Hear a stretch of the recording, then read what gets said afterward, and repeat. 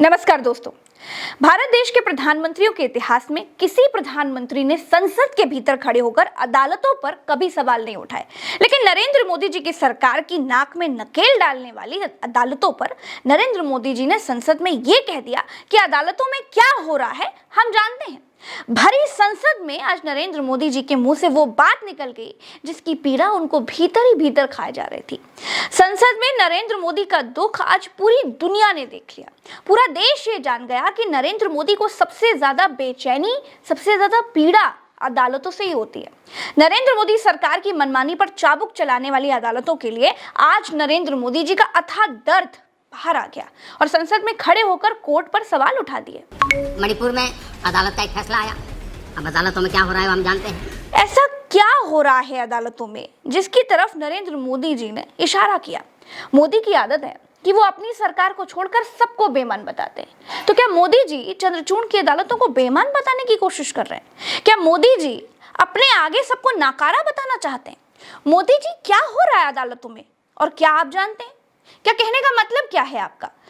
दोस्तों, इस देश में सुप्रीम कोर्ट ही एक ऐसी जगह है जिसने मोदी सरकार की नाक में नकेल डाल रखी है। मोदी सरकार ने बिल्किस बानो के रेपिस्टों को छोड़ दिया।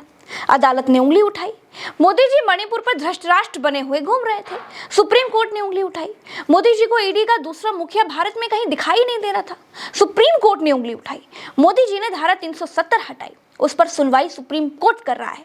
कुल मिलाकर अदालतें मोदी सरकार की मनमानी पर अंकुश लगा रही हैं, खासतौर पर सुप्रीम कोर्ट। और यही दुख संसद में नरेंद्र मोदी जी के मुंह से अविश्वास प्रस्ताव के दौरान बाहर आ गया। मणिपुर में अदालत का एक फैसला आया। अब अदालतों में क्या हो रहा है हम जानते हैं। दोस्तों, मोदी मणिपुर पर आए अविश्वास प्रस्ताव पर बोल रहे थे। उसी में बोले कि अदालतों में क्या हो रहा है वो हम जानते हैं। अनुसूचित जनजाति का दर्जा देने वाली हाईकोर्ट के एक आदेश के बाद मणिपुर में हिंसा शुरू हुई। हैरानी की बात यह है दोस्तों कि सेना के हथियार छीनकर मणिपुर के लोग एक दूसरे को मार रहे हैं। इस देश में किसी नागरिक में इतना गूदा नहीं है कि वो पुलिस के हथियार छीनकर मारकाट करे और पुलिस देखती रहे। तो सवाल ये उठता है कि सुप्रीम कोर्ट ने मोदी सरकार की चूड़ी टाइट रखी है। चंद्रचूड़ मोदी सरकार के रोज कान मरोड़ है। Chandrachud chief justice of India है, तो जाहिर है कि मणिपुर की हाई कोर्ट में उनके जूनियर जज होंगे। मणिपुर के हाई कोर्ट के निर्णय के बाद हिंसा फैली, तो क्या डबल इंजन की सरकार कोर्ट को सबक सिखाने के लिए कोई एक्शन नहीं ले रही है? ये दिखाने के लिए कोई एक्शन नहीं ले रही है कि कोर्ट के आदेश के कारण ऐसा हो गया, तो फिर हम क्या करें? दोस्तों, हाई कोर्ट का काम था देखिए आदेश देना, सरकार का काम था उस आदेश का पालन करवाना, शांति व्यवस्था बनाए रखना। कोर्ट के आदेश के बाद सरकार शांति व्यवस्था बनाए रखने में फेल हो रही है। अमित शाह भी मणिपुर में जो हुआ उसका पूरा ठीकरा कोर्ट पर फोड़ रहे हैं और देश के प्रधानमंत्री नरेंद्र मोदी भी कोर्ट पर सारा ठीकरा फोड़ रहे हैं। तो क्या अब ये मान लिया जाए कि मणिपुर में गई लोगों की जानें सरकार और अदालत के टशन का नतीजा है? क्या सरकार सिर्फ टशनबाजी के चक्कर में महिलाओं की इज्जत लुटने दे रही है? जबकि ये वही अमित शाह हैं और ये वही नरेंद्र मोदी हैं और ये वही डबल इंजन की सरकार है जो यूपी में राम मंदिर के फैसले के समय अपनी पीठ इसलिए ठोक रही थी कि सुप्रीम कोर्ट का राम मंदिर पर डिसीजन आया और यूपी में पत्ता तक नहीं खड़क पाया। और वही डबल इंजन की सरकार वाली नरेंद्र मोदी सरकार अब मणिपुर पर आई कोर्ट के डिसीजन के बाद ये कह रही है कि सब कोर्ट के निर्णय के बाद हुआ। दोस्तों, आप समझेंगे तो ये पाएंगे कि मणिपुर में मारे जा रहे कुकी समाज के लोगों से बीजेपी को वोट का कोई फायदा नहीं है, लेकिन यूपी में राम मंदिर के पक्ष में जो निर्णय आया उसके बाद बीजेपी को वोट का फायदा था। मणिपुर और यूपी के राम मंदिर वाले इन दोनों फैसले में दो समुदाय के बीच हिंसा की आशंका थी, लेकिन बीजेपी ने यूपी में ऐसा कुछ होने नहीं दिया, लेकिन मणिपुर को जलने दिया। ऐसा क्यों, जबकि दोनों जगह डबल इंजन की सरकारें हैं? क्या ये चंद्रचूड़ से बीजेपी का बदला है? आप गौर करेंगे तो आपको सारे उत्तर मिल जाएंगे और सब कुछ साफ साफ दिखाई देने लगेगा। आप समझदार हैं। मणिपुर में अदालत का एक फैसला आया।